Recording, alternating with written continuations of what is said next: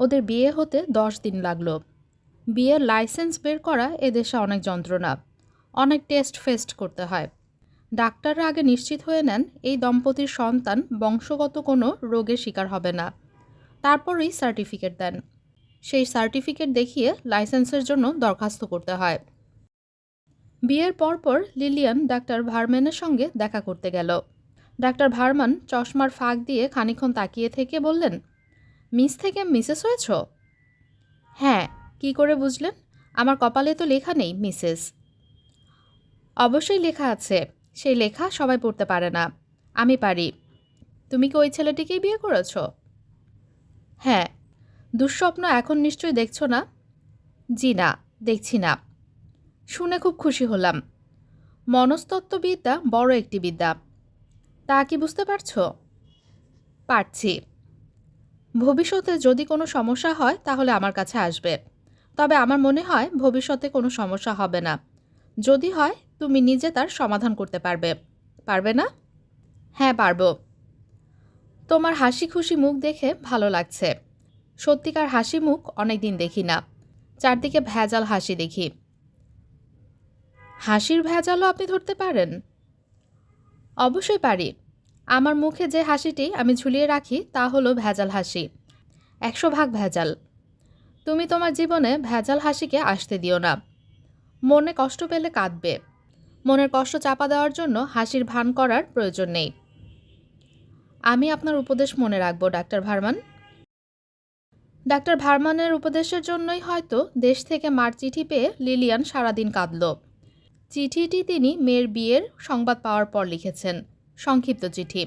যদিও লিলিয়ানের মায়ের হাতের লেখা, তবু লিলিয়ান জানে এই চিঠি তার বাবা লিখে দিয়েছে। মা শুধু দেখে দেখে কপি করেছেন। কপি করতে গিয়েও মার বানান ভুল হয়েছে, বাবা সেই সব বানান শুদ্ধ করেছেন। লিলিয়ান, তোমার বিবাহের সংবাদ পাইয়াছি, আনন্দে উল্লসিত হই নাই। তুমি নিশ্চয়ই তা আশাও করো না। তুমি খুব ভালো করে জানো তুমি আমাদের সবার অতি আদরের ধন ছিলে। তোমাকে নিয়ে আমাদের স্বপ্নের অন্ত ছিল না। তুমি সব স্বপ্নের অবসান ঘটাইয়াছ। আমি তোমাকে দোষ দিই না, ঈশ্বরের হুকুম ছাড়া কিছুই হয় না। এই ক্ষেত্রেও তার ইচ্ছারই প্রতিফলন হইয়াছে। আমি তোমার এবং তোমার স্বামীর সুখী সুন্দর জীবন কামনা করি। যে সুখের জন্য তুমি আমাদের পরিবারের সকলের সুখ তুচ্ছ করিয়াছ, ঈশ্বর যেন সেই সুখ তোমাকে দেন, ইহাই আমাদের সকলের কামনা। এখন তোমাকে কিছু কথা বলিব, মন দিয়া শোনো। তোমার বাবা পরিবারের সদস্য হিসেবে তোমাকে গ্রহণ করিবার ব্যাপারে অনিচ্ছা প্রকাশ করিয়াছেন। আমাদের সকলেরই সেই মতো অভিমত। সর্বসম্মত সিদ্ধান্ত অনুসারে তোমাকে বর্জন করা হইয়াছে। ইহাতে মনে কষ্ট পাইও না। তুমি সকলকে ত্যাগ করিয়া একজনকে পাইতে চাইয়াছ। ঈশ্বর তোমার প্রার্থনা পূর্ণ করিয়াছেন। এক্ষণে বাড়িতে তোমার নাম আর উচ্চারিত হইবে না। তোমার ব্যবহারী জিনিস, তোমার ফটোগ্রাফ সমস্ত নষ্ট করিয়া দেওয়া হইয়াছে। তুমি আমাদের সহিত কোনো রকম যোগাযোগ রাখিবার চেষ্টা করিবে না। যোগাযোগ করিবার চেষ্টার অর্থই হইবে আমাদিগকে কষ্ট দেওয়া এবং নিজে কষ্ট পাওয়া। ঈশ্বর তোমার মঙ্গল করুন। ঈশ্বরের নিকট তোমার প্রসঙ্গে ইহাই আমাদের শেষ প্রার্থনা। তোমার হতভাগিনী মা। পুনশ্চ, মা, তোমার দুঃস্বপ্ন দেখা কি বন্ধ হয়েছে? লিলিয়ানের ধারণা চিঠির শেষের পুনশ্চ অংশটি মার লেখা। মা বাবাকে না জানিয়ে এই বাক্যটি লিখেছেন। কেন মায়েরা এত ভালো হয়? কেন হয়? সে নিজে কি কোনো একদিন এমন একজন মা হবে? লিলিয়ান কাঁদতে কাঁদতে ভাবল, আমার প্রথম সন্তানটি যেন মেয়ে হয়। মেয়ে হলেই আমি মার নামে তার নাম রাখতে পারব। ভিন দেশের ভিন ধর্মের একটি ছেলেকে বিয়ে করে ফেলার মতো কাজ সাধারণত প্রচণ্ড ঝোঁকের মাথায় করা হয় এবং ঝোঁক দীর্ঘস্থায়ী হয় না। বিয়ের 1 মাসের মধ্যেই মনে হতে থাকে কাজটা ঠিক হয়নি, খুব ভুল হয়ে গেছে। এদের বেলায় এটা ঘটল না। বিয়ের 1 বছরের পর এক গভীর রাতে লিলিয়ানের মনে হলো, আমি নিশ্চয়ই আমার শৈশবে কিংবা আমার যৌবনে বড় ধরনের কোনো পুণ্যকর্ম করেছি। বড় ধরনের কোনো পুণ্যকর্ম ছাড়া এমন একজনকে স্বামী হিসেবে, বন্ধু হিসেবে পাওয়া যায় না। লিলিয়ান একা একা কিছুক্ষণ কাঁদল। তারপর চেষ্টা করলো তাহেরের ঘুম ভাঙাতে, পারল না। তাহেরের ঘুম ভাঙানো সত্যি সত্যি অসম্ভব ব্যাপার। লিলিয়ানের খুব ইচ্ছা করছিল তাহেরের ঘুম ভাঙিয়ে তাকে নিয়ে রাস্তায় হাঁটতে, গভীর রাতে নির্জন রাস্তায় হাত ধরাধরি করে। হাঁটতে হাঁটতে সে তাহেরকে বলে, আমি তোমাকে ভালোবাসি। তোমার জন্য আলাদা করে রাখা এই ভালোবাসা কখনো নষ্ট হবে না, কখনো না। বিয়ের 1.5 বছরের মাথায় তাহের 5th অ্যাভিনিউতে নতুন বাড়ি নিল। বিশাল ডুপ্লেক্স, একতলায় খাবার ঘর, বসার ঘর, লাইব্রেরি কাম স্টাডি রুম এবং একটা গেস্ট রুম, দোতলায় 4টা শোবার ঘর। এত বড় বাড়ির তাদের কোনো প্রয়োজনই নেই, কিন্তু তাহের ছোট বাড়ি নিবে না। ছোট বাড়িতে নাকি তার দম বন্ধ হয়ে আসে। ছোট বাড়ি নেবার কথা বলতেই তাহের হাসতে হাসতে বলল, আমার পূর্বপুরুষরা খুব বড় বড় বাড়িতে থাকতেন, বুঝলে বিদেশিনী, কাজেই আমিও বড় বাড়িতে থাকব। বেতন যা পাই সেখান থেকে টাকা আলাদা করে রাখব। বছর 15 পর সেই টাকায় 10 একর জায়গা নিয়ে এমন এক বাড়ি বানাবো যে তোমার আক্কেল গুরুম হয়ে যাবে। হাসপাতালের জুনিয়র ডাক্তার হিসেবে তাহের যা পায় তা তার জন্য যথেষ্ট। জমানো দূরে থাকুক, মাসের শেষে সে শেষ কোয়ার্টারটিও খরচ করে শুকনো মুখে লিলিয়ানকে বলে, লিলি, তোমার কাছে কি গোটা 20 ডলার হবে? তখন তাহেরের শুকনো মুখের দিকে তাকিয়ে লিলিয়ানের চেঁচিয়ে বলতে ইচ্ছা করে, I love you, I love you. সে অবশ্য চেঁচিয়ে বলে না, মনে মনে বলে যেন তাহের কখনো ধরতে না পারে। যেমন ধরা যাক, তাহের কফির পেয়ালা হাতে নিয়ে যখন বলে, বাহ, তুমি তো এক্সিলেন্ট ক্যাপাচিনো কফি বানাতে শিখে গেছো, এসো আমরা একটি কফি শপ চালু করি। কফি শপের নাম হবে লিলিয়ানস ক্যাপাচিনো। তখন লিলিয়ান মনে মনে বলে, I love you, I love you. ঈশ্বর মানুষকে প্রচুর ক্ষমতা দিয়েছেন, মনের কথা বোঝার ক্ষমতা দেননি। যদি দিতেন তাহলে তাহের বুঝতে পারত কি গাঢ় ভালোবাসায় লিলিয়ান এই মানুষটিকে ঘিরে রেখেছে। তাহের অনেক রাত জেগে পড়াশোনা করে। এই সময়টা লিলিয়ান তাকে বিরক্ত করে না। বারান্দায় রকিং চেয়ারে বসে দোল খেতে খেতে ভাবে, ঈশ্বর আমাকে এত সুখী কেন করলেন? এর 100 ভাগের 1 ভাগ সুখী হলেও তো আমার জীবনটা সুন্দর চলে যেত। ভালোবাসা ব্যাপারটা কি লিলিয়ান বুঝতে চেষ্টা করে, বুঝতে পারে না। তার ধারণা ভালোবাসা নামের ব্যাপারটায় শরীরের স্থান খুবই অল্প, নেই বললেই হয়। আবার কখনো কখনো সম্পূর্ণ উল্টো কথা মনে হয়। মনে হয় ভালোবাসায় শরীর অনেকখানি, অনেকখানি না হলে কেন তার সারাক্ষণই এই মানুষটাকে ছুঁয়ে থাকতে ইচ্ছা করবে। মন ছোঁয়া সম্ভব নয় বলেই কি শরীর ছোঁয়ায় এই আকুলতা? আচ্ছা, তার যেমন সারাক্ষণ মানুষটাকে ছুঁয়ে থাকতে ইচ্ছা করে, ওই মানুষটারও কি তাই করে? সরাসরি জিজ্ঞেস করতে লজ্জা করে। লিলিয়ান ঘুরিয়ে জিজ্ঞেস করেছে, তাহের প্রশ্নটা ধরতে পারেনি। যেমন লিলিয়ান একদিন জিজ্ঞেস করল, শোনো তাহের, আমরা যখন বাগানে হাঁটি, অর্থাৎ পাশাপাশি আমরা হাঁটছি, তখন তোমার কোন দিকে হাঁটতে ভালো লাগে? অর্থাৎ পাশাপাশি হাঁটতে ভালো লাগে, না আমার আগে আগে, না পেছনে পেছনে? তাহের গম্ভীর হয়ে বলেছে, মাই ডিয়ার বিদেশিনী, আমার বাগানে হাঁটতেই ভালো লাগে না। আমার ভেতর বাগান ভীতি আছে। আমাদের গ্রামের বাড়ির চারপাশে বাগান। ওই বাগানে একবার আমাকে সাপ তাড়া করেছিল, সেই থেকে বাগান ভীতি। আচ্ছা ধরো বাগানে না, রাস্তায় হাঁটছি, তখন? মাই ডিয়ার বিদেশিনী, রাস্তায় হাঁটতেও আমার ভালো লাগে না। আমেরিকার রাস্তাগুলো হাঁটার জন্য নয়, গাড়ি চালানোর জন্য। লিলিয়ান দীর্ঘ নিঃশ্বাস ফেলে বলেছে, তুমি সবসময় আমাকে বিদেশিনী কেন বলো? তুমি বিদেশি মেয়ে, এই জন্যই বিদেশিনী বলি। বিদেশি মেয়ে বলে কি তোমার মনে কোনো ক্ষোভ আছে? বিন্দুমাত্র ক্ষোভ নেই। খুব অস্পষ্টভাবে হয়তো আছে, এত অস্পষ্ট যে তুমি নিজেও জানো না। যদি থাকে তুমি কি করবে? আমি সেই ক্ষোভ, সেই হতাশা দূর করার চেষ্টা করব। কিভাবে করবে? প্রথমে আমি তোমার ভাষা শিখব। বাংলা ভাষা শিখবে? হ্যাঁ, নিতান্তই অসম্ভব ব্যাপার। বাংলা ভাষা হচ্ছে পৃথিবীর কঠিন ভাষাগুলির চেয়েও কঠিন। হিব্রু ভাষা বাংলার তুলনায় শিশু। কেন বাজে কথা বলছো? মোটেও বাজে কথা বলছি না। ইংরেজি এস অক্ষরের ধ্বনির কাছাকাছি আমাদের 3টা অক্ষর আছে, তালব্য, দন্তাস্য, মূর্ধন্য। আবার জেড অক্ষরের কাছাকাছি আছে 3টা অক্ষর, বর্গার জ, অন্তস্থ জ, ঝ। এরকম সব ভাষাতেই আছে। আমাদের আরও অদ্ভুত ব্যাপার স্যাপার আছে। যেমন ধরো আমার শীত লাগে, এর একরকম মানে। আবার আমার শীত শীত লাগে, এর অন্য রকম মানে। শীত শব্দ দুবার ব্যবহার করা মাত্র অর্থ বদলে গেল। সে দারুণ কঠিন ব্যাপার। কঠিন ব্যাপার হলে তুমি আমাকে সাহায্য করো। পাগল হয়েছ? আমি নিজেই বাংলা জানি না, তোমাকে কি সাহায্য করব? ম্যাট্রিকে বাংলা ফার্স্ট পেপারে 36 পেয়েছিলাম, কানের পাশ দিয়ে গুলি গিয়েছে। তার মানে তুমি আমাকে সাহায্য করবে না? না। না কেন? আমি তার প্রয়োজন দেখছি না। আমি দেখছি। তুমি যে ভাষায় কথা বলো আমি সেই ভাষা জানবো না, তা তো হতেই পারে না। আমি তোমাকে ভালোবাসি, কাজেই আমি তোমার ভাষায় কথা বলতে চাই। আমিও তোমাকে ভালোবাসি, তার মানে এই না যে রাত জেগে আমাকে তোমার গ্রিক ভাষায় কথা বলতে হবে। আমার ভাষা কিন্তু গ্রিক না। সব বিদেশি ভাষাই আমার কাছে গ্রিক ভাষা। আমি তো তোমাকে আমার ভাষা শিখতে বলছি না, আমি শুধু বলছি তোমার ভাষা শেখার ব্যাপারে আমাকে তুমি সাহায্য করো। ফাইন, সাহায্য করব। ভাষা শেখা ছাড়া আর কি কি জিনিস শিখতে চাও? একবারে বলে ফেলো।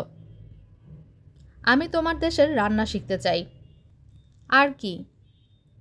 তোমাদের দেশের রীতিনীতি, আদব কায়দা। ভাষা ভাষা শেখা নয়, খুব ভালো মতো শেখা। যেন তুমি কোনোদিন দীর্ঘ নিঃশ্বাস ফেলে না বলো, কেন যে বিদেশি একটা মেয়েকে বিয়ে করলাম। তাহের হাসতে হাসতে বলল, তুমি চেষ্টা করছো পুরোপুরি একটি বাঙালি মেয়ে হয়ে যেতে। হ্যাঁ। খুব কি কঠিন? ভয়ঙ্কর কঠিন। মোটেই কঠিন না। আমি ঠিক করেছি বাংলাটা পুরোপুরি শেখা হয়ে গেলে আমি তোমাকে নিয়ে তোমার দেশে যাব। বাঙালি মেয়ে হবার মূল ট্রেনিংটা আমি তোমার দেশে গিয়ে নেব। পাগল হয়েছ? দেশে যাবার কথা আমি চিন্তাও করি না। কেন চিন্তা করো না? দেশে আমার কেউ নেই। তোমার বাবা মা মারা গেছেন তা তো জানি, তাই বলে আর কেউ থাকবে না তা কি করে হয়? আমার বাবা মা নেই, আমার কোনো ভাই বোনও নেই। একটাই বোন ছিল, ছোটবেলায় মেনিনজাইটিসে মারা গেছে। ঘর বাড়ি তো আছে, না তাও নেই। একটা বাড়ি আছে, তাও গ্রামের দিকে। শহরে কোনো ঘর বাড়ি নেই। গ্রামের বাড়িতে কে থাকে? কেউ থাকে না, তালাবদ্ধ থাকে। দরজা জানালা কিছু কিছু চুরি করে নিয়ে গেছে, তবে খুব বেশি নিতে পারেনি। বাড়ির সঙ্গে বিরাট আম কাঁঠালের বাগান আছে। আমার এক দূরসম্পর্কের চাচা সেই বাগান দেখাশোনা করেন। বাগানের আয় তিনিই ভোগ করেন। তাকে আমি মাঝে মাঝে কিছু ডলার পাঠাই, যাতে তিনি বাড়িটা দেখে শুনে রাখেন। লিলিয়ান আগ্রহ নিয়ে বলল, খুবই ভালো কথা। মনে হচ্ছে তোমাদের পৈতৃক বাড়ি বাসযোগ্য অবস্থায় আছে। এই সামারে চলো 2 মাস থেকে আসি। পাগল হয়েছ? সামারে আমি থাকবো ভিয়েনা। কোনো ক্রমে কি যাওয়া সম্ভব না? না। তাছাড়া লিলিয়ান, সামারে বাংলাদেশ তোমার ভালোও লাগবে না। ট্রপিক্যাল কান্ট্রি, প্রচণ্ড গরম। টেম্পারেচার 34 ডিগ্রি 35 ডিগ্রি সেলসিয়াস পর্যন্ত ওঠে। হাই হিউমিডিটি, গা থেকে আলকাতরার মতো ঘাম বের হয়। আমার কোনো অসুবিধা হবে না। হবে। আমার পৈতৃক বাড়িতে ইলেকট্রিসিটি নেই। হাত পাখা হচ্ছে একমাত্র পাখা। প্রচণ্ড মশা। বাড়ির চারদিকে বাগানটা সুন্দর, কিন্তু সুন্দর হলেও বাগানে হাঁটতে পারবে না। বর্ষায় প্যাচ প্যাচে কাদা হয়ে থাকে, সেই সঙ্গে আছে সাপের উপদ্রব। তুমি আমাকে ভয় দেখানোর চেষ্টা করছো। আমি ভয় দেখানোর চেষ্টা করছি না, সত্যি কথা বলছি। ভয় দেখাতে চাইলে বলতাম আমাদের বাড়ির চারপাশে ঘন জঙ্গল, সেই জঙ্গলে রয়্যাল বেঙ্গল টাইগার এবং ফুল হাতি ঘুরে বেড়াচ্ছে।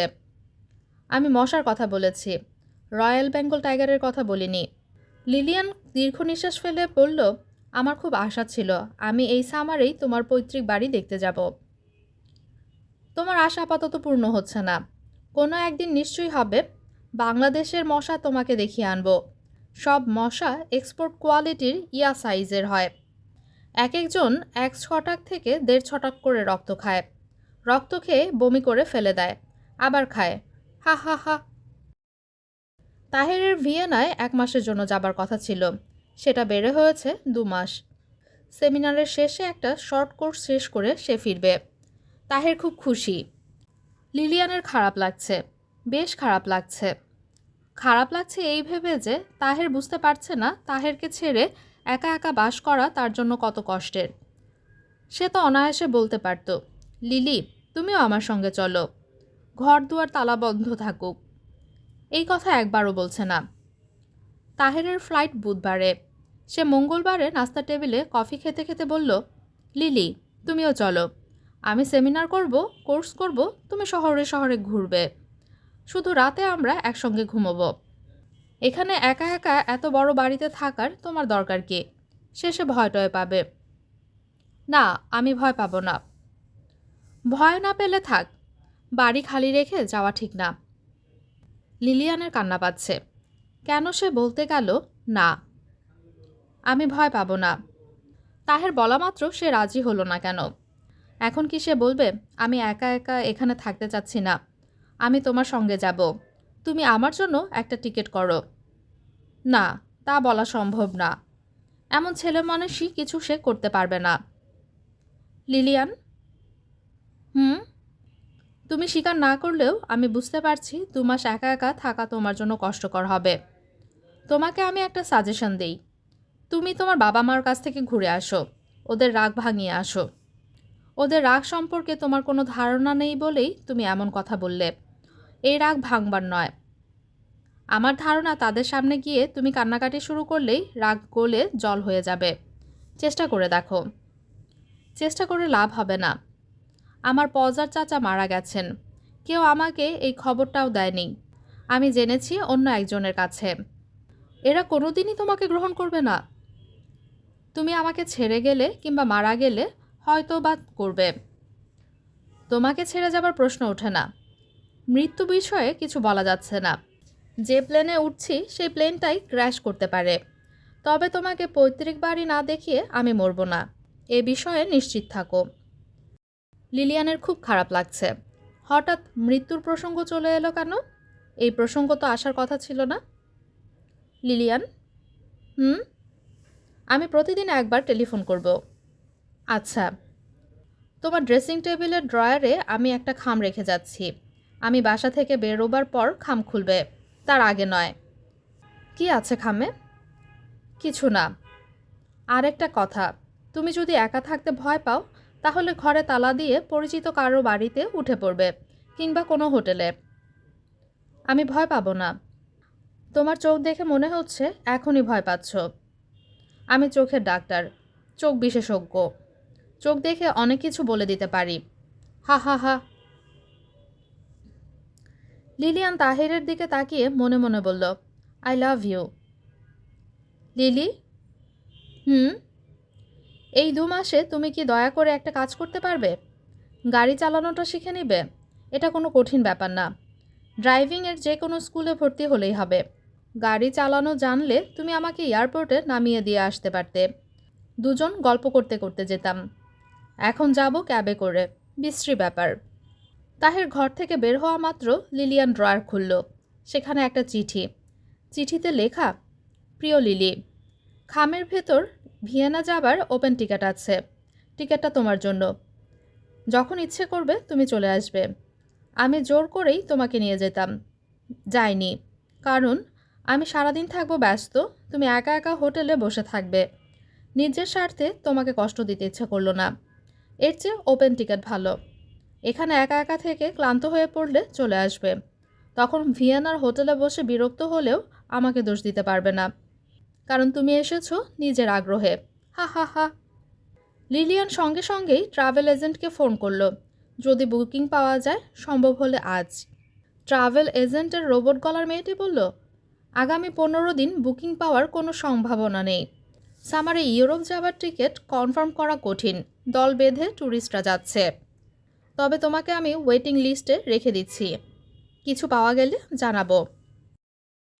অনেক দিন পর লিলিয়ান একা একা ঘুমাতে গেল, এবং আশ্চর্য, অনেক দিন পর ভয়ঙ্কর স্বপ্নটা সে আবার দেখল। এবারের স্বপ্ন আরও স্পষ্ট, যেন স্বপ্ন না, পুরো ব্যাপারটা বাস্তবে ঘটে যাচ্ছে। সে দেখল বিশাল প্রাচীন শ্যাওলা পড়া এক অট্টালিকা। সে সিঁড়ি বেয়ে উঠছে, লোহার প্যাঁচানো সিঁড়ি। সে উঠেই যাচ্ছে, সিঁড়ি শেষ হচ্ছে না। হঠাৎ সিঁড়ি শেষ, নিচে নামতে চেষ্টা করল। কি আশ্চর্য, নিচে নামারও ব্যবস্থা নেই। সে এখন কি করবে? তাহেরের গলা শোনা যাচ্ছে। সে অনেক দূর থেকে ডাকছে। তার গলার স্বর ক্ষীণ, প্রায় অস্পষ্ট। লিলিয়ান, লিলিয়ান, তুমি কোথায়? আমি এখানে। তুমি আমাকে বাঁচাও, আমি ভয়ঙ্কর বিপদে পড়েছি। ওরা আমাকে মেরে ফেলতে চাইছে। তুমি বাঁচাও আমাকে। আমি নামতে পারছি না, আমি আটকা পড়ে গেছি। আমাকে বাঁচাও লিলিয়ান, আমাকে বাঁচাও। আমি আটকা পড়ে গেছি। সিঁড়ি দুলছে, প্রচণ্ড শব্দে দুলছে। দুলুনিতে লোহার রিং খুলে আসছে। অনেক দূর থেকে তাহেরের অস্পষ্ট স্বর কানে আসছে। খুব বাতাস দিচ্ছে। বাতাসের কারণে কিচ্ছু শোনা যাচ্ছে না। লিলিয়ান জেগে উঠল। ঘড়িতে 1:10 বাজে। লিলিয়ান বাকি রাতটা বারান্দায় রকিং চেয়ারে বসে কাটালো। ডাক্তার ভার্মান চশমার ফাঁক দিয়ে তাকিয়ে আছেন। লিলিয়ানের মনে হলো তিনি হাসি চেপে রাখার চেষ্টা করছেন, যে কোনো মুহূর্তে হেসে ফেলবেন, হাসবেন তাহেরের মতো শব্দ করে। লিলিয়ান খুব লজ্জায় পড়বে। সেরকম কিছু হলো না। ডাক্তার ভার্মান হাসলেন না, চোখ থেকে চশমা খুলে ফেললেন। কাজ পরিষ্কার করতে করতে বললেন, তুমি আবার দুঃস্বপ্ন দেখেছ? হ্যাঁ, মাঝে মাঝে দুঃস্বপ্ন দেখা তো খুব স্বাভাবিক লিলিয়ান। আমরা সুন্দর স্বপ্ন যেমন দেখি, দুঃস্বপ্নও দেখি। ডাক্তার ভার্মান, আমি তা জানি, কিন্তু আমার স্বপ্ন অন্যরকম। অন্যরকম বলতে কি বোঝাচ্ছ? আপনাকে ব্যাখ্যা করতে পারবো না, তবে আমার মনে হয় স্বপ্নে কেউ আমাকে কিছু একটা বলার চেষ্টা করছে। তুমি ঠিকই ধরেছ, স্বপ্নে কেউ তোমাকে কিছু বলার চেষ্টা করছে। এটা ঠিক, অবশ্যই বলার চেষ্টা করছে। সেই কেউটা হচ্ছে তুমি নিজে। তোমার নিজের সাবকনশাস মাইন্ড তোমার কনশাস মাইন্ডকে তথ্য দিতে চাইছে। ডাক্তার, তা কিন্তু না। তাহেরের মহাবিপদ সম্পর্কে আমাকে কেউ একজন সাবধান করছে। ডাক্তার ভার্মান এবার হাসলেন, তবে শব্দ করে না, নিঃশব্দে। শিশুদের প্রবোধ দেওয়ার জন্য বড়রা যেমন হাসে তেমন হাসি। শোনো লিলিয়ান, ছেলেটা সম্পর্কে তোমার নিজের মধ্যেই এক ধরনের ভয় আছে। সেই ভয়টি হচ্ছে ছেলেটিকে হারানোর ভয়। এই ভয়ের উৎপত্তি হলো ভালোবাসায়। কাউকে গভীরভাবে ভালোবাসলেই এই ভয় তৈরি হয়। মনে হয় একসময় ভালোবাসার মানুষ আমাকে ছেড়ে চলে যাবে, তখন আমার কি হবে? অবচেতন মনে ধীরে ধীরে ভয় জমা হতে থাকে। তোমার ক্ষেত্রেও তাই ঘটেছে। আপনাকে আমি বোঝাতে পারছি না। আমি স্বপ্নে তাহেরদের প্রাচীন বসত বাড়ি স্পষ্ট দেখেছি। আমি সে বাড়ির লোহার সিঁড়ি বেয়ে উপরে উঠছিলাম। তুমি তোমার কল্পনার একটি বাড়ির লোহার সিঁড়ি বেয়ে উপরে উঠছিলে। ডাক্তার ভার্মান, আমি কিন্তু নিশ্চিত জানি একদিন ওই বাড়িতে আমরা যাব। তাহের ভয়ঙ্কর বিপদে পড়বে। যদি জানো তাহলে ওই বাড়িতে যেও না। আমাদের যেতেই হবে, এটাই হচ্ছে নিয়তি। যা ঘটবার তা ঘটবেই। লিলিয়ান, তুমি তোমার নিজের যুক্তিতে আটকা পড়ে যাচ্ছ। যা ঘটবার তা যদি ঘটে তাহলে তোমাকে স্বপ্নে সাবধান করবার প্রয়োজন কি? লিলিয়ান চুপ করে রইল। ডাক্তার ভার্মান শান্ত গলায় বললেন, তুচ্ছ জিনিস নিয়ে এত ভেবো না। তুচ্ছ জিনিসকে তুচ্ছ করতে শেখো। লিলিয়ান উঠে দাঁড়ালো, ক্লান্ত গলায় বলল, আমি ওদের বাড়ি স্বপ্নে সত্যি দেখেছি। দেখা মাত্র চিনতে পারবো। লোহার প্যাঁচানো সিঁড়ি। লিলিয়ান, আমি তোমাকে ঘুমের ওষুধ দিচ্ছি। রাতে ঘুমোতে যাবার 1 ঘন্টা আগে 2টো ট্যাবলেট খাবে। মনে থাকবে? থাকবে। ডাক্তার ভার্মান নিশ্চয়ই খুব কড়া ঘুমের ওষুধ দিয়েছেন। ওষুধ খাওয়ার পরপর লিলিয়ানের মনে হলো সে তলিয়ে যেতে শুরু করেছে। কোনো গভীর খাদে পড়ে গেছে, নিচে নেমে যাচ্ছে। অতি দ্রুত নিচে নেমে যাচ্ছে। খাদটা ভয়ঙ্কর এবং শীতল। লিলিয়ানের ভয় ভয় করতে লাগলো। মনে হয় এই ঘুম তার আর ভাঙবে না, কেউ ভাঙাতে পারবে না। সে বিরাট এই বাড়িতে মরে পড়ে থাকবে, কেউ জানবে না। ক্রিং ক্রিং ক্রিং। কিসের শব্দ? টেলিফোন? না, কেউ এসে কলিং বেল টিপছে। নাকি গির্জার ঘণ্টার শব্দ? তাদের বাড়ির কাছেই ক্যাথলিক চার্চ। ওরা মাঝে মাঝে ঘণ্টা বাজায়। কেউ মারা গেলে ঘণ্টা বাজায়। কে মারা গেছে? তাহের? তাহেরের কিছু হয়েছে? প্লেন দুর্ঘটনার খবর টিভি খুব ফলো করে প্রচার করে। ট্রেন বা বাস দুর্ঘটনার খবর কোনো পাত্তা পায় না। এর কারণ কি? ক্রিং ক্রিং ক্রিং। লিলিয়ান টেলিফোন তুলে ক্লান্ত গলায় বলল, হ্যালো। ওপাশ থেকে তাহেরের গলা পাওয়া গেল। হ্যালো লিলিয়ান, আমি। তুমি কেমন আছো? ভালো। গলা শুনে তো মনে হচ্ছে না ভালো। অসুখ বিসুখ করেছে নাকি? না, ঘুম পাচ্ছে। এখনই ঘুম পাচ্ছে? কেন? রাত তো বেশি হয়নি। কটা বাজে তোমাদের এখানে? 10টা। 10টা তো তেমন রাত না। তুমি ঘুমে কথা বলতে পারছো না, ব্যাপার কি? আমি ঘুমের ওষুধ খেয়েছি। কেন? কয়েক রাত ধরে আমার ঘুম হচ্ছে না, আমি দুঃস্বপ্ন দেখছি। ও আচ্ছা। লিলিয়ান জড়ানো গলায় বলল, তোমাকে একটা জরুরি কথা জিজ্ঞেস করি। খুব জরুরি। আচ্ছা, তোমাদের গ্রামের বাড়িটা বিশাল না? হ্যাঁ বিশাল। হঠাৎ এই প্রসঙ্গ কেন? কারণ আছে। এখন বলো, তোমাদের বাড়ির বাইরের দিকে ছাদ পর্যন্ত লোহা পেঁচানো সিঁড়ি আছে না? না, নেই। আগে এক সময় ছিল, এখন নেই? কখনো ছিল না, কোনো কালেও ছিল না। সিঁড়ির কথা এলো কেন? এখন কথা বলতে পারবো না, খুব ঘুম পাচ্ছে। Hello Lilian. Hello. Lilian telephone নামিয়ে রেখে সোফার উপর ঘুমিয়ে পড়ল। আবার ঘুম ভাঙল টেলিফোনের শব্দে। লিলিয়ান জড়ানো গলায় বলল, hello Mrs Lilian. Yes. United travel agency থেকে বলছি। আপনি ভিয়েনার বুকিং চেয়েছিলেন, আগামীকাল বুকিং পাওয়া গেছে। লন্ডন ফ্রাঙ্কফুর্ট হয়ে ভিয়েনা। লন্ডনে এক রাত থাকতে হবে। কোথায় থাকব? এয়ারপোর্ট হোটেলে। এয়ারপোর্টের কাছেই। আচ্ছা, এই হোটেলে কি পেঁচানো লোহার সিঁড়ি আছে? ম্যাডাম, আপনি কি বলছেন বুঝতে পারছি না। লিলিয়ান টেলিফোন রেখে আবার ঘুমিয়ে পড়ল। ঘুমের মধ্যে সেই পেঁচানো সিঁড়ি আবার দেখল। সে সিঁড়ি দিয়ে নামছে, অতি দ্রুত নামছে। সিঁড়ি কাঁপছে, মনে হচ্ছে পড়ে যাবে। লিলিয়ান ঘুমের মধ্যেই ফুঁপিয়ে ফুঁপিয়ে কাঁদতে লাগল। তাহেরের নার্ভ শক্ত, শুধু শক্ত না, বেশ শক্ত। চরম বিপদেও তার মাথা থাকে ঠান্ডা। ভিয়েনায় সে কোনো বিপদের মধ্যে নেই, সুখেই আছে বলা চলে। সেমিনার চলছে, পেপার পড়া হচ্ছে, তবে আড্ডা হচ্ছে তার চেয়ে বেশি। প্রতি সন্ধ্যায় ককটেল পার্টি, হইচই, নাচানাচি। তাহের এই হইচইয়ে নিজেকে মেশাতে পারছে না। মনে হচ্ছে তার ইস্পাতের নার্ভেও মরিচা ধরে গেছে। গত রাতে এক ফোঁটা ঘুম হয়নি। এরকম অদ্ভুত ঘটনা তাহেরের জীবনে খুব বেশি ঘটেনি। বিছানায় যাবার আগেই সে ঘুমিয়ে পড়ে। তার অনিদ্রার কারণ লিলিয়ান। লিলিয়ানের সমস্যাটা সে ঠিক ধরতে পারছে না। টেলিফোনে পেঁচানো সিঁড়ির কথা কেন জিজ্ঞেস করল? তাহেরকে এত আগ্রহ নিয়ে কেনই বা সে বিয়ে করল?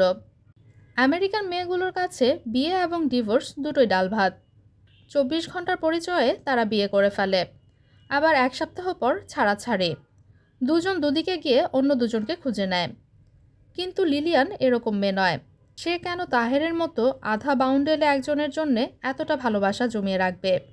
লিলিয়ান কোনো একটা ব্যাপারে কষ্ট পাচ্ছে। সেই কষ্টের প্রকৃতি তাহের জানে না।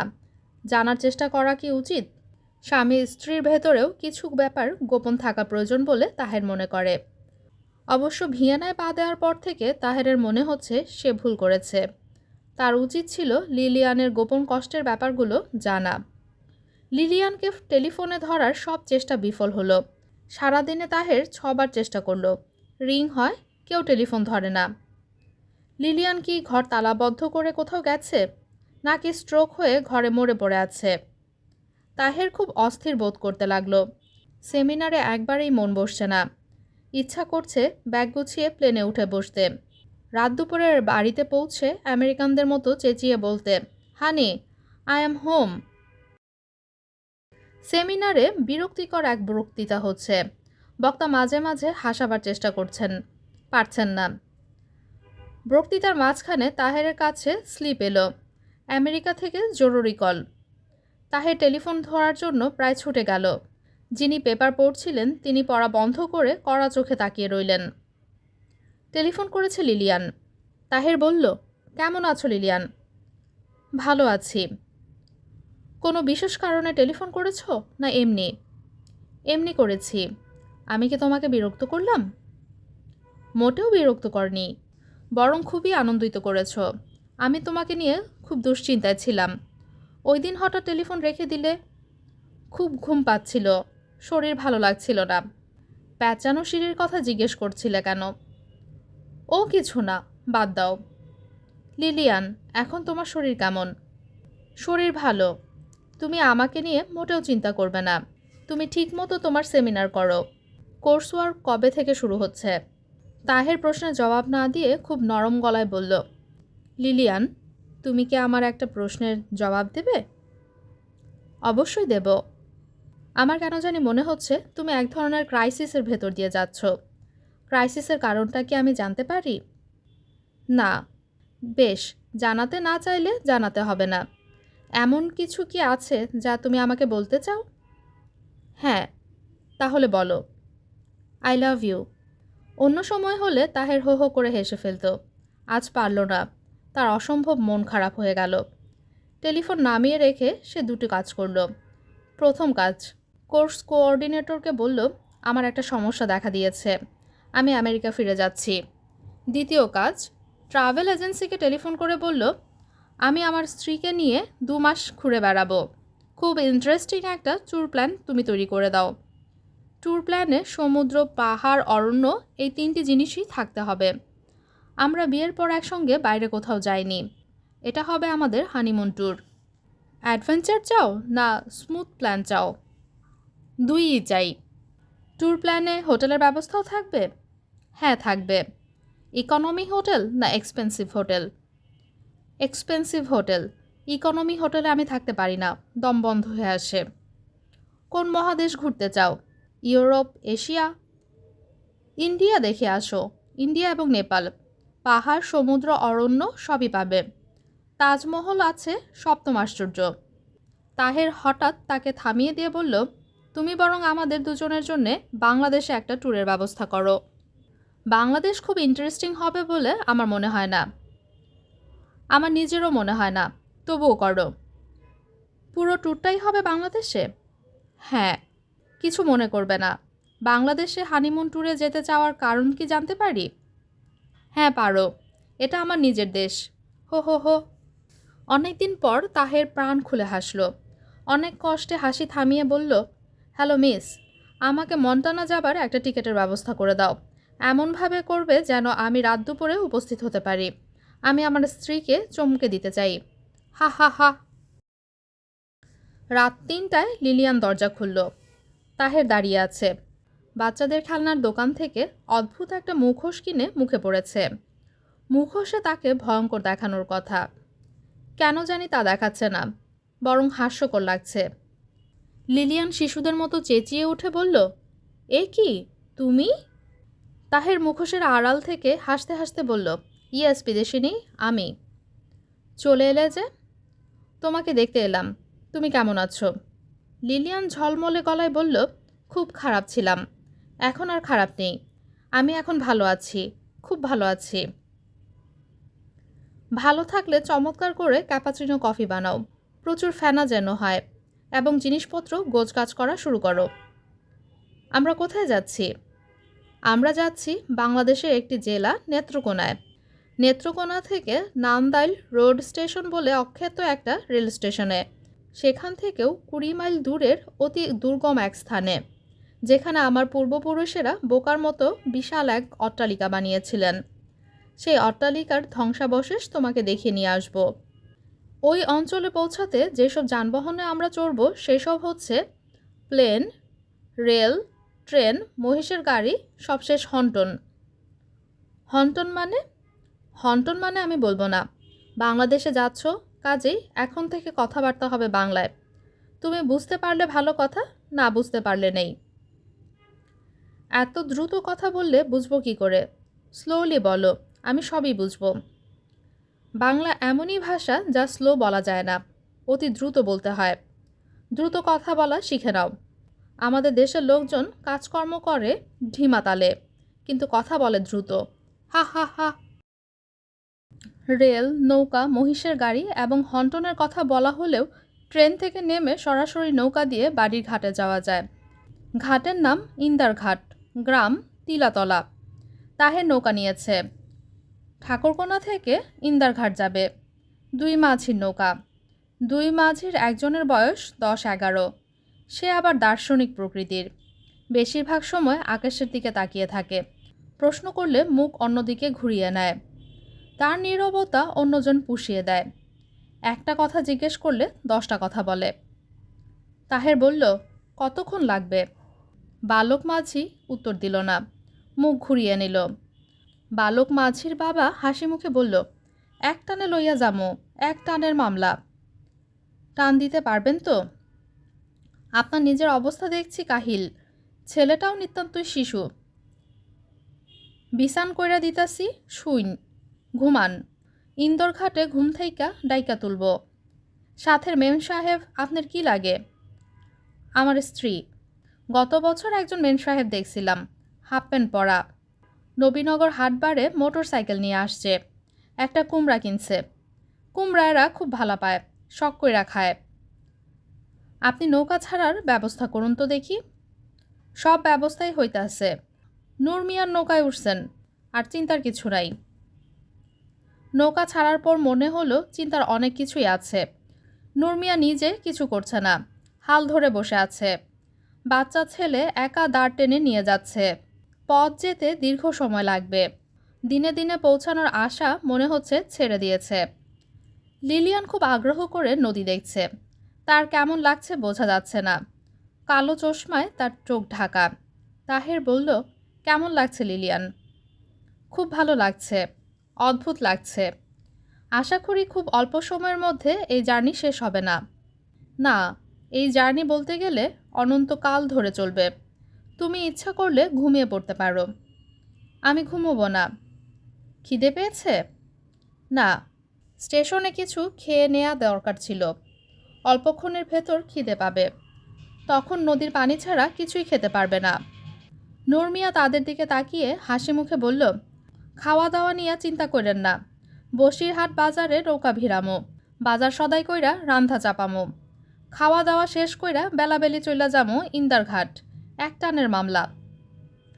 তাহের দীর্ঘ নিঃশ্বাস ফেলল। তার কাছে মনে হচ্ছে নূর মিয়া খুব যন্ত্রণা করবে, তাদের প্রতিটি কথায় অংশগ্রহণ করবে, নিজস্ব মতামত দেবে। রান্নাবান্নায় অনেক সময় নষ্ট করার পরিকল্পনাও নূর মিয়ার আছে বলে মনে হচ্ছে। স্যার, আপনার পরিবার বাংলা কথা কয়? ওই মোটর সাইকেলের মেমসাবও বাংলা কথা কয়। কুমড়া কিনতে গিয়া পরিষ্কার বলছে, কুমড়া কত দাম। ঠিক মতো নৌকা চালান নূর মিয়া, বেশি কথা বলার দরকার নেই। এইটা স্যার আপনার বলা লাগিব না। বেশি কথার মধ্যে নূর মিয়া নাই, দেশটা নষ্ট হইতাছে অধিক কথার কারণে। লিলিয়ান ইংরেজিতে বলল, আহা, বেচারা কথা বলতে এত পছন্দ করে, আর তুমি তাকে কথাই বলতে দিচ্ছ না। বলুক না কথা, কি ক্ষতি তাতে? আমার তোর কথা শুনতে ভালো লাগছে। বুঝতে পারছো? কিছু কিছু পারছি। যতই কথা শুনবো ততই আরও বেশি বুঝবো। তুমি এক কাজ করো, নূর মিয়ার সঙ্গে বসে বসে গল্প করো, আমি ঘুমিয়ে পড়ি।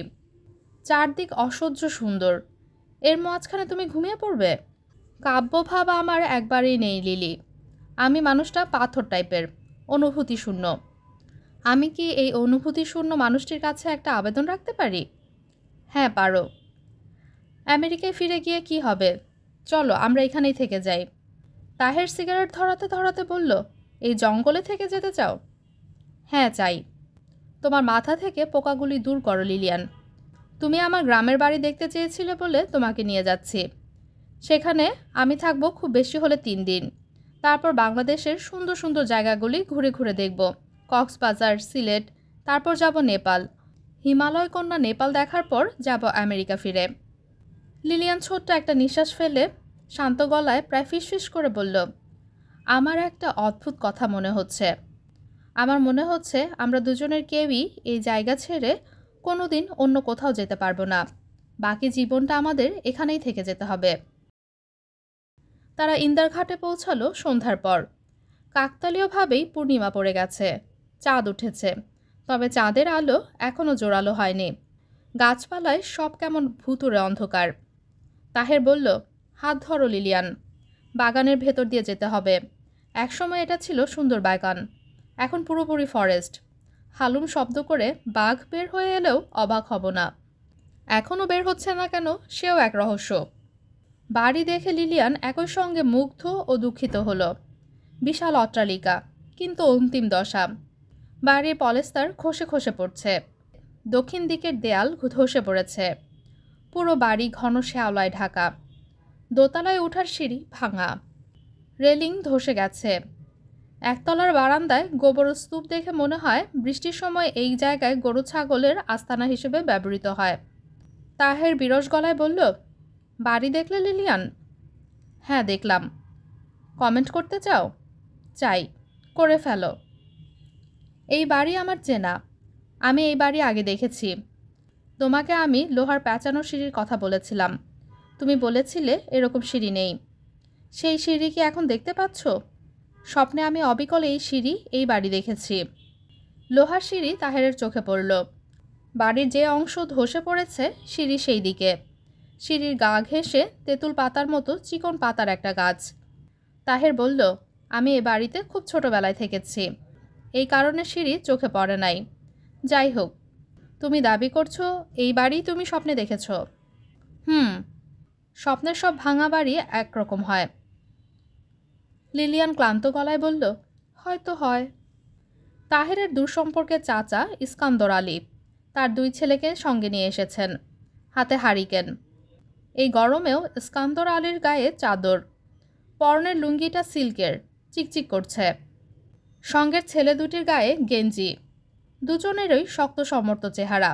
এরা কোনো কথা বলছে না, এক দৃষ্টিতে তাকিয়ে আছে লিলিয়ানের দিকে। তাকানোর ভঙ্গি শালীন নয়। তাহের একবার ভাবল, ধমক দিয়ে বলে, এভাবে তাকিয়ে আছো কেন? বলল না, নিজেকে সামলে নিল। চাচার দিকে তাকিয়ে বলল, বাড়ির অবস্থা তো শোচনীয়। ইস্কান্দর আলী কাশতে কাশতে বললেন, পুরনো বাড়ি, এর চেয়ে ভালো আর কি হইব? ভাইঙ্গা যে পড়ে নাই, এটাই তো আল্লাহর রহমত। ঠিকঠাক করার জন্য প্রতি মাসে টাকা পাঠাই। প্রতি মাসে পাঠাও না, মাঝে মধ্যে পাঠাও। অবস্থা যা, তাতে তো মনে হয় না এ বাড়িতে থাকা যাবে। থাকতে পারবা, 2 তলার কয়েকটা ঘর পরিষ্কার কইরা থুইছি। থাকা যাবে? যাবে। সাথের এই মাইয়া কি তোমার স্ত্রী? হ্যাঁ। খ্রিস্টান বিবাহ করছো? হ্যাঁ। মেয়ে দেখতে সুন্দর আছে, বিবাহ করছো, ভালো করছো। খ্রিস্টান বিবাহ করা যায় যাচ্ছে। নবী করিম নিজেও একটা খ্রিস্টান মেয়ে বিবাহ করেছিলেন। বাবুর্চির ব্যবস্থা করতে লিখেছিলাম, ব্যবস্থা করেছেন? গ্যারাম দেশে বাবুর্চি পামু কই? আমার ঘরে রান্দা হইব, টিফিন বাক্সে কইরা তোমার এক খানা দিয়া যাব। তোমরা থাকবা কয়দিন? এখনও বলতে পারছি না। ডাকাইতের খুব উপদ্রব, বেশি দিন না থাকুনই ভালা। আমার সঙ্গে কি আছে যে ডাকাত নেবে? তোমার স্ত্রীরে নিয়ে যাবে, সুন্দর মেয়ে ছেলে, হলদা চামড়া, বিলাতি। ডাকাইতরা খুশি হইয়া তোমার স্ত্রীরে নিয়ে যাবে। আপনি কি আমাকে ভয় দেখানোর চেষ্টা করছেন? তোমারে ভয় দেখায় আমার ফয়দা কি? তোমার স্ত্রী মাছ ভাত খায় না পাউরুটি খায়? মাছ ভাত খায়। শোরের গোস্ত খায়? তাহের ক্ষিপ্ত গলায় বলল, খেলে কি করবেন? শোরের গোস্তর ব্যবস্থা করবেন? রাগ হও কেন? কথার কথা বললাম। তোমার স্ত্রী দেহি হাসতাছে, সে বাংলা কথা বুঝে? তাকেই জিজ্ঞেস করেন। একলা একলা বাড়িতে ঢুকতেছে, তারে নিষেধ করো। নিষেধ করতে হবে না, তার বুদ্ধিশুদ্ধি আছে। লিলিয়ান হারিকেন হাতে সিঁড়ি বেয়ে উপরে উঠছে, খুব স্বাভাবিক ভঙ্গিতে উঠছে। মনে হচ্ছে এটা তার অনেক দিনের চেনা বাড়ি। ইস্কান্দর আলী থু করে তাহেরের পায়ের কাছে একদলা থুতু ফেললেন। তাহের চমকে সরে গেল। ইস্কান্দর আলী হাই তুলতে তুলতে বললেন, খাওনের জন্য কিছু খরচ দিও, জিনিসপত্র অগ্নিমূল্য। মাছ এক জিনিস পাওয়াই যায় না। একটা মুরগির বাচ্চার দামই তোমার 40-50। তাহের দুটো 500 টাকার নোট বের করল। তিনি বিরস মুখে নোট দুটো নিলেন। তাহের বলল, উত্তর দিকে ভাঙা দেয়াল ঠিক করার জন্য টাকা চেয়েছিলেন, পাঠিয়েছিলাম। দেয়াল তো ঠিক হয়নি। বললেই ঠিক হয় না। ইট, সুরকি, সিমেন্ট আনতে হয় শহর থাইকা। বর্ষা মৌসুমে নৌকা দিয়ে আনতে হয়, বিরাট যন্ত্রণা। টাকাটা কি করেছেন? আছে, টাকা আলাদা করা আছে। বাড়ির একই অবস্থা, ভূতের বাড়ি মনে হচ্ছে। আলোর কোনো ব্যবস্থা করেছেন? 2টা হারিকেন আছে, মোমবাতি আছে। একটা টর্চের ব্যবস্থা করুন। আচ্ছা করব, বললেই তো হয় না, সব আনতে হয় শহর থাইকা। তোমার একটা উপদেশ দেই, দোতলায় থাকবা, একতলায় নামনের প্রয়োজন নাই। কেন? সাপের উপদ্রব। গত মাসে সাপের কামড়ে একটা গরু মারা গেল। কার্বলিক অ্যাসিডের ব্যবস্থা করতে পারবেন? এখানে কোনো ফার্মেসি আছে? না, তুমি বললে ছেলে একটারে শহরে পাঠাইতে পারি। এরা কিছুই করে না। বাদাইমা হইছে। শহরে যাইতে বললে ফাল দিয়া উঠে। দিন, কাউকে পাঠিয়ে দিন। জানের খরচ দাও। আর কি আনা লাগবো কাগজে লেখা দাও। সাপের ওষুধ? ওষুধে কিছু হয় না। কপালে লেখা থাকলে, ওষুধের বোতলের ভেতরে বসা থাকলেও সাপে কামড়াইব। আমি কাগজে লিখে দিচ্ছি। দয়া করে আনাবার ব্যবস্থা করুন। 100 টাকা দিচ্ছি, যাওয়ার খরচ। এতে হবে? আরও কিছু দাও। 100 টাকা আজকাল কোনো টাকাই না। তুমি থাকো বিদেশে, এই জন্য বুঝতেছো না। আর একটা কথা, তোমার পরিবারের নিয়ে আমার বাড়িতে একদিন যাওন লাগে। বাড়ির মেয়ে ছেলেরা দেখতে চায়। এরা আবার কার কাছ থেকে জানি শুনছে বিলাতের মেয়ে ছেলে পেশাব পায়খানার পরে পানি নেয় না। বড় ঘৃণা কর, কিন্তু কি আর করা, যে দেশে যে নিয়ম। তোমার আমার করণের কিছু নাই। তাহের বিরক্ত মুখে বলল, ঠিক আছে, আপনি এখন যান। রাতে খাবার পাঠিয়ে দিবেন। খাবার পানি পাঠাবেন। আচ্ছা, তোমরা নিশ্চিন্ত হইয়া ঘুমাও। ছেলে দুইটারে বইলা দিছি রাইতে পাহারা দিতে। এরা কাজকাম কিছুই করে না, বাদাইমা। যে কয়দিন থাকবা এরা পাহারা দিব। কিছু খরচ বরচ দিও। তাহের দীর্ঘ নিঃশ্বাস ফেলল। তার মনটাই খারাপ হয়ে গেল। লিলিয়ান হারিকেন হাতে দোতলার বারান্দায় এসে দাঁড়িয়েছে। তাকে অদ্ভুত সুন্দর লাগছে। ইস্কান্দর আলী দোতলার জানালার দিকে তাকিয়ে দীর্ঘ নিঃশ্বাস ফেলে বললেন, তোমার স্ত্রী বড়ই সৌন্দর্য, এটাই বিপদের কথা। ডাকাইতে সন্ধান পাইলে বড়ই খুশি হইব। ইস্কান্দর আলীর দুই ছেলেও গভীর আগ্রহ নিয়ে দোতলার বারান্দার দিকে তাকিয়ে আছে। তাদের চোখে পলক পড়ছে না। লিলিয়ান বারান্দা থেকে চেঁচিয়ে বলল, উপরে চলে আসো। দোতলাটা অসম্ভব সুন্দর, মার্বেল পাথরের মেঝে। লিলিয়ানের খুব ভালো লাগছে। সে হারিকেন হাতে এক ঘর থেকে আরেক ঘরে যাচ্ছে। তার ভাবভঙ্গি কিশোরীর মতো। যে ঘরে আজ রাতে তারা থাকবে সেই ঘরটা দেখে সে মুগ্ধ। বিশাল দুটি জানালা। জানালার পাশে দাঁড়ালেই দূরে ব্রহ্মপুত্র দেখা যায়। নদীতে চর পড়েছে। চরের ধবধবে সাদা বালি চাঁদের আলোয় চিকচিক করছে। কি হাওয়া, উড়িয়ে নিয়ে যেতে চায়। শোবার ঘরটা কি প্রকাণ্ড, যেন ফুটবল খেলার মাঠ। মাঠের মাঝখানে খাট পাতা হয়েছে। কালো রঙের একটা খাট, যার চারদিকে রেলিং দেয়া। খাটে সরাসরি ওঠার উপায় নেই, এত উঁচু। টুলে পা দিয়ে উঠতে হয়। ঘর ভর্তি ভারী ভারী আলমিরা। লিলিয়ান প্রতিটি আলমিরা খুলে দেখল, সব শূন্য। খাটের মাথার কাছে গোল শ্বেত পাথরের টেবিল। এ বাড়ির অনেক দরজা জানালা লোকজন খুলে নিয়ে গেছে। এগুলি নেয়নি কেন? লিলিয়ান বলল, এই টেবিল, এই খাট যে কোনো মিউজিয়াম লুফে নিবে। মনে হচ্ছে 1000 বছরের পুরনো। লিলিয়ানের মুগ্ধতা তাহেরকে স্পর্শ করছে না।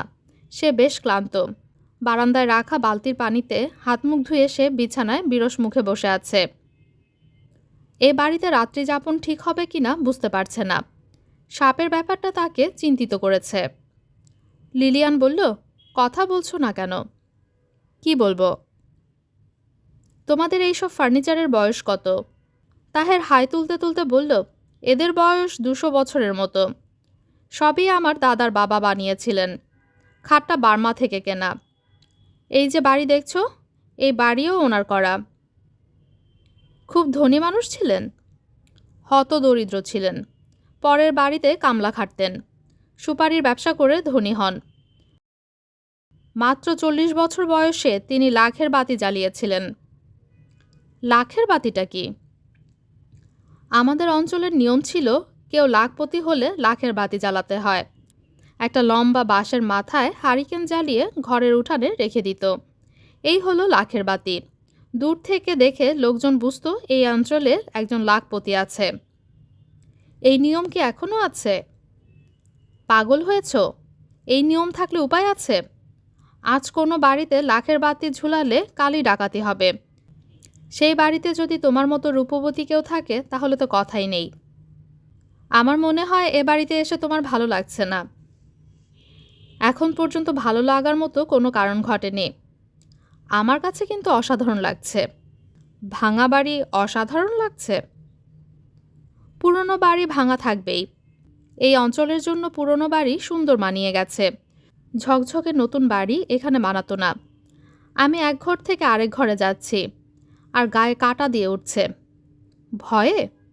না, ভয়ে না। মনে হচ্ছে এই ঘরগুলিতে কত না স্মৃতি, কত না রহস্য।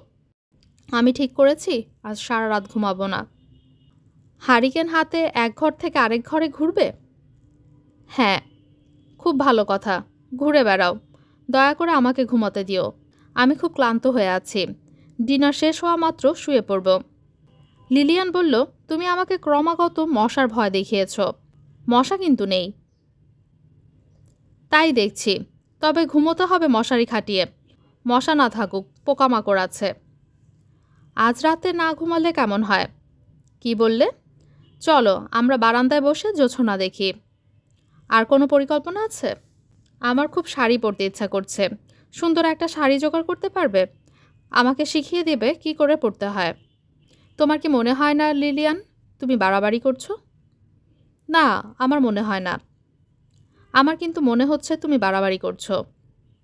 লিলিয়ান কিছুক্ষণ স্থির চোখে তাকিয়ে থেকে বলল, তোমার এরকম মনে হয়ে থাকলে আমি দুঃখিত। আমার যা মনে হয়েছে আমি তোমাকে বলেছি।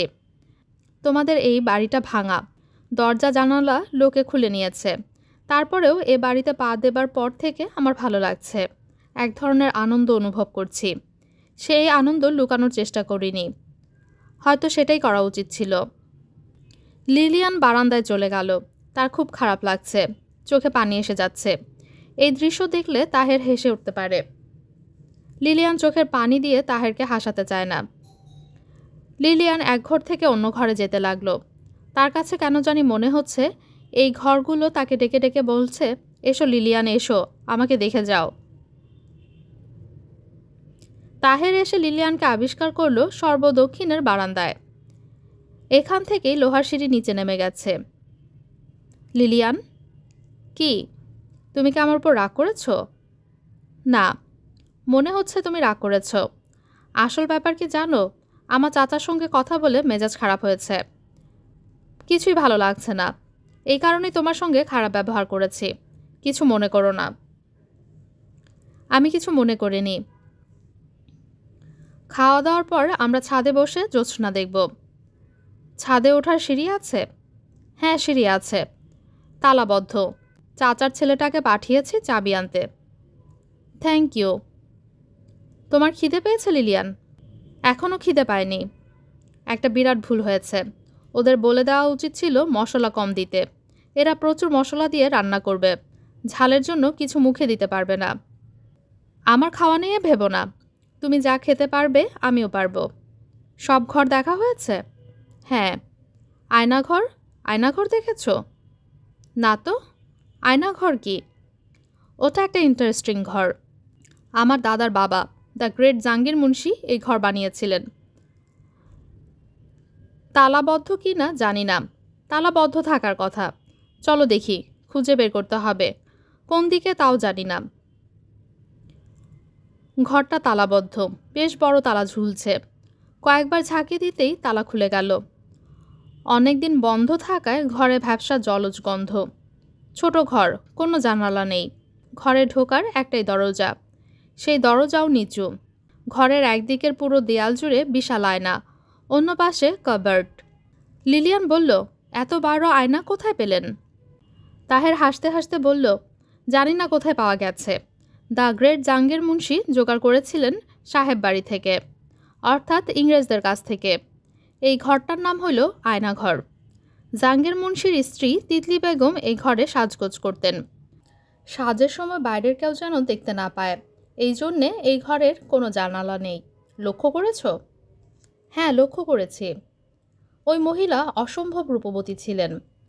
তিনি তার একমাত্র পুত্রের জন্মদিনে মারা যান, মাত্র 16 বছর বয়সে। আহা! আয়নাঘর ওনার খুব প্রিয় ছিল। উনি যখন মোটামুটি নিশ্চিত হলেন যে মারা যাচ্ছেন, তখন তিনি তার স্বামীকে বললেন তাকে আয়নাঘরে নিয়ে যেতে। তাই করা হলো। তিনি মারা গেলেন আয়নাঘরে। জাহাঙ্গীর মুন্সি দ্বিতীয়বার বিয়ে করেননি। স্ত্রীর মৃত্যুর পর প্রায় 40 বছর বেঁচে ছিলেন। এই 40 বছর তিনি আয়নাঘর বন্ধ করে রেখেছিলেন। একদিনের জন্যও খোলেননি। ওনার মৃত্যুর পর আয়নাঘর প্রথম খোলা হয়। এসো লিলিয়ান, খুব সম্ভব খাবার নিয়ে এসেছে, খেয়ে নেই, খিদে লেগেছে। তাছাড়া আমার বেশিক্ষণ থাকাও ঠিক নয়। আয়নাঘরে কোনো পুরুষের প্রবেশ নিষেধ। তুমি যাও, আমি এই ঘরে একটু একা একা থাকি। কেন বলো তো? প্রায় 150 বছর আগে এই বাড়ির এক বউ আয়নার সামনে দাঁড়িয়ে নিজেকে দেখেছিল। আজ আমি নিজেকে দেখছি। আমিও এই বাড়ির বউ। এই আয়নাটা আমার। তাহের বিস্মিত চোখে তাকিয়ে রইল। লিলিয়ান বলল, আমি যখন অসুস্থ হয়ে পড়ব তখন তুমি আমাকে এই বাড়িতে নিয়ে আসবে। আমি চাই আমার মৃত্যু যেন আয়নাঘরে হয়। সে তো অনেক দূরের ব্যাপার। আপাতত চলো ভাত খাই। প্লিজ প্লিজ, আমি খানিকক্ষণ এখানে একা থাকবো, খুব অল্প কিছুক্ষণ। তাহের চিন্তিত মুখে বের হয়ে এলো। লিলিয়ান তাকিয়ে আছে আয়নার দিকে। তাহের লিলিয়ানের কাণ্ডকারখানা কিছুই বুঝতে পারছে না। রান্নার আয়োজন ভালো। রুই মাছ ভাজা, পোলাও কোরমা, এক বাটি পায়েস। লিলিয়ানের জন্য একটা কাঁটা চামচও দেওয়া হয়েছে। তবে পোলাও সিদ্ধ হয়নি, চাল চাল রয়ে গেছে। কোরমা রান্না হয়েছে প্রচুর পরিমাণে চিনি দিয়ে। খেতে রসগোল্লার মতো লাগছে। তাহের বিরক্ত মুখে বলল, ভাজা মাছ খেও না লিলিয়ান, মাছটা পচা বলে ভেজে ফেলেছে। খাদ্যদ্রব্যের মধ্যে পানটাই আরাম করে খাওয়া গেল। মৌরি দিয়ে সুন্দর করে বানানো। লিলিয়ান 2টো পান মুখে দিল। সে বিস্মিত হয়ে বলল, খাওয়া দাওয়া শেষ হলে তোমরা ভেজিটেবল কেন খাও তা তো বুঝলাম না। তাহের বলল, এটা ভেজিটেবল না, এর নাম পান। খাবার পর খেতে হয়। কুত করে গিলে ফেললে হবে না, ক্রমাগত চিবিয়ে যাবে, গিলতে পারবে না। কতক্ষণ চিবাবো? আধা ঘন্টা তো বটেই। তাতে লাভ কি? মুখের একটা এক্সারসাইজ হয়, এইটুকুই লাভ। ঠাট্টা করছো? মোটেই ঠাট্টা করছি না। তুমি কি ভেবেছ আমার কাজ শুধু ঠাট্টা করা? জিনিসটা খেতে আমার ভালো লাগছে। ভালো লাগলে খাও। আমাদের গ্রামের নতুন বউদের অবশ্য পালনীয় কর্তব্যের মধ্যে একটা হচ্ছে পান খেয়ে ঠোঁট লাল করা। আমি তো নতুন বউ না। অবশ্যই তুমি নতুন বউ। ছেলে মেয়ে না হওয়া পর্যন্ত আমাদের দেশের বউদের নতুন বউ ধরা হয়। কোনো মহিলার 10 বছরেও যদি ছেলে মেয়ে না হয় তাহলে কি তাকে নতুন বউ ধরা হবে? না, তখন তাকে বলা হবে বাঁজা মেয়ে মানুষ। অমঙ্গলজনক একটা ব্যাপার। সেই মেয়েকে কোনো উৎসবে ডাকা হবে না। সকালবেলা কেউ তার মুখ দেখতে চাইবে না। তোমাদের নিয়মকানুন ভারী অদ্ভুত। অদ্ভুত তো বটেই। আরও অদ্ভুত কথা শুনবে। আমাদের দেশে স্বামী স্ত্রী একসঙ্গে পাশাপাশি বসে পূর্ণিমার চাঁদের দিকে তাকাবে না। তাকালে কি হয়? তাকালে তাদের যে সন্তান হবে সে হবে চরিত্রহীন। আবার তুমি তামাশা করছো। কী জন্য করছো তাও বুঝতে পারছি। তুমি আমার সঙ্গে জ্যোৎস্না দেখতে চাচ্ছ না। জ্যোৎস্না দেখতে অসুবিধা নেই, চাঁদের দিকে না তাকালেই হলো। ছাদে সত্যি সত্যি বসবে আমার সঙ্গে? বসবো, তবে ছাদে না, বারান্দায়। তোমার বিখ্যাত চাঁদ বারান্দা থেকেও দেখা যায়। চাঁদের দিকে তাকিয়ে থাকতে থাকতে আমি যদি মুগ্ধ হয়ে ঘুমিয়ে পড়ি, কিছু মনে করো না। ঘুমিয়ে পড়ার সম্ভাবনা 99.9 ভাগ। ইস্কান্দার আলীর মেঝো ছেলে বারান্দা ঝাড় দিচ্ছে। তাহের তাকে বারান্দায় চাদর পাততে বলেছে। এই ছেলেই খাবার নিয়ে এসেছে, বাজার থেকে জিনিসপত্র কিনে এনেছে। তার বুদ্ধি কোন পর্যায়ের তাহের এখনও ধরতে পারছে না। সে টর্চ কিনে এনেছে কিন্তু ব্যাটারি আনেনি। তোমার নাম কি? ছালাম। ছালাম না সালাম? ছালাম, ছালাম আলী। ছালাম, তোমাকে টর্চের ব্যাটারি আনতে যেতে হবে, পারবে না? দোকানকে অনেক দূর? দূর হলে থাক, সকালে এনে দিও। সাইকেল আছে।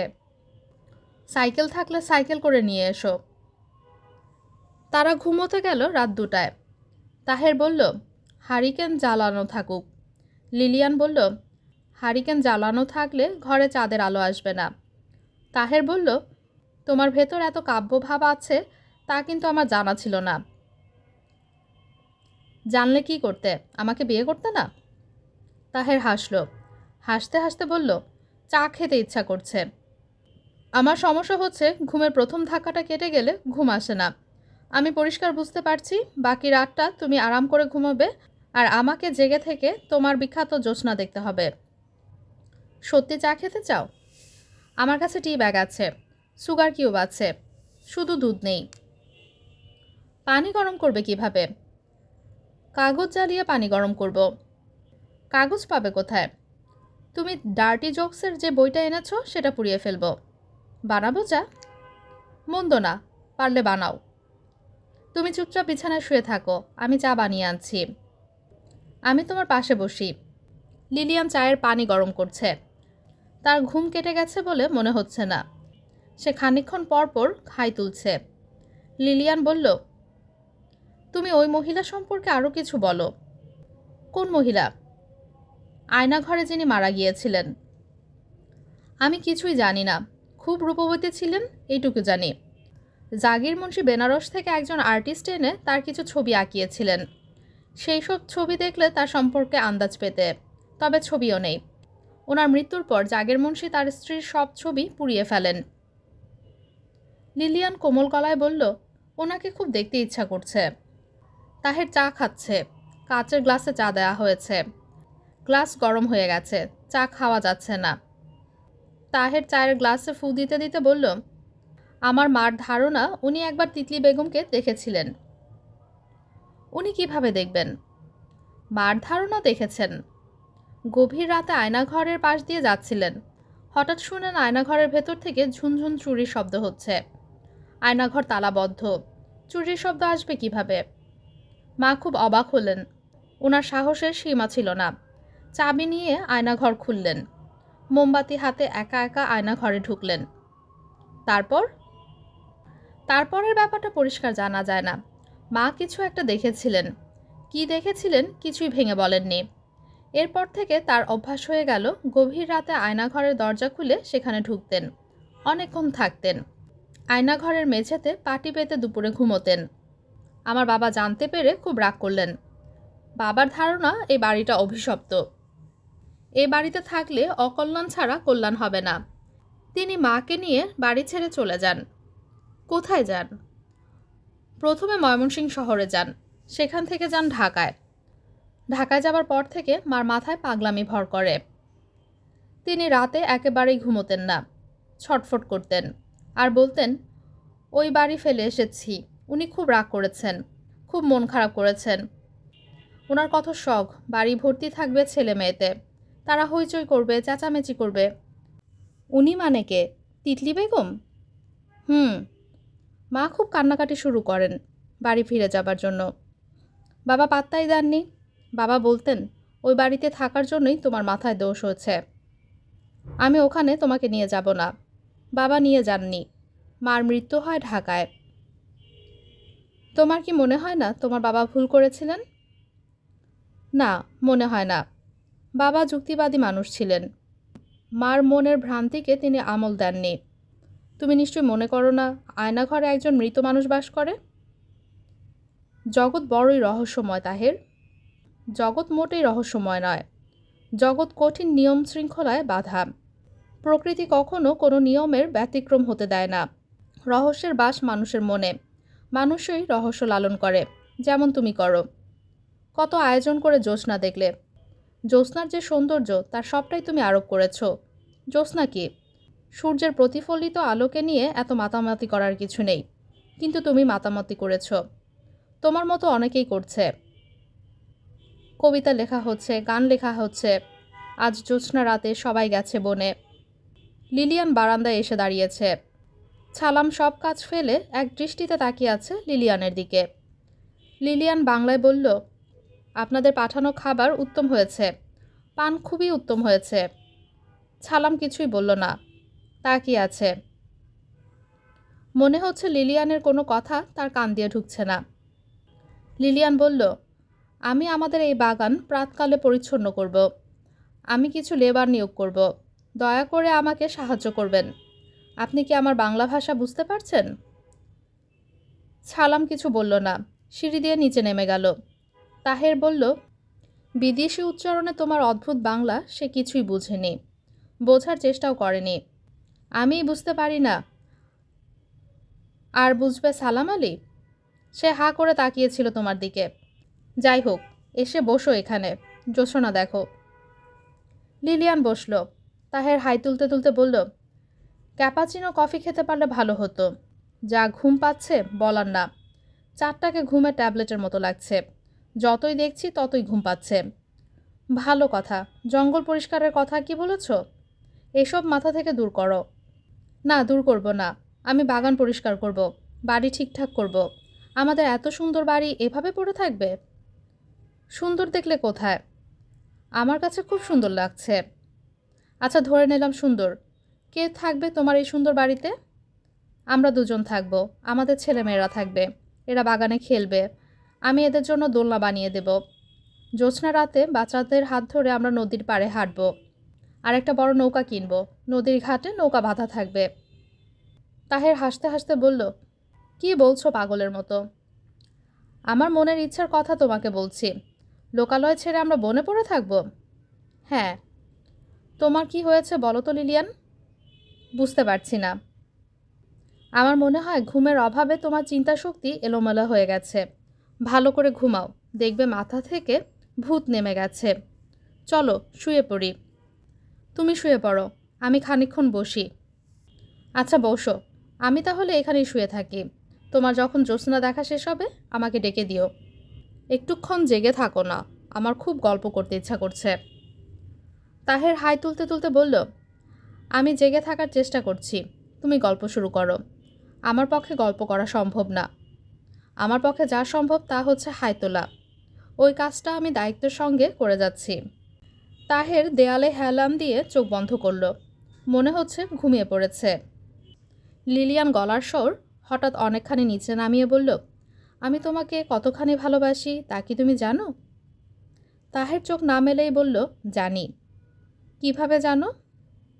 বলতে চাচ্ছি না, বললে তুমি লজ্জা পাবে। আমি লজ্জা পাবো না, তুমি বলো, আমার শুনতে ইচ্ছা করছে। তোমার শুনতে ইচ্ছা করলেও আমার বলতে ইচ্ছা করছে না। আমার ঘুমোতে ইচ্ছা করছে। আমি কি তোমার কোলে মাথা রেখে ঘুমাতে পারি? হ্যাঁ পারো। আমি সারা রাত কিন্তু এখানেই বসে থাকব। তুমি এভাবেই ঘুমাবে। তোমার মধ্যে পাগলামির বীজ আছে লিলিয়ান। আমার ধারণা বেশ ভালো মতো আছে। লিলিয়ান হালকা গলায় বলল, হয়তো আছে। এই মুহূর্তে আমার কি মনে হচ্ছে জানো? আমার মনে হচ্ছে এই যে তুমি আমার কোলে মাথা রেখে শুয়ে আছো, তা কেউ একজন দেখছে, খুব আনন্দ নিয়ে দেখছে। সেই কেউ একজনটা কে? ভূতপ্রেত?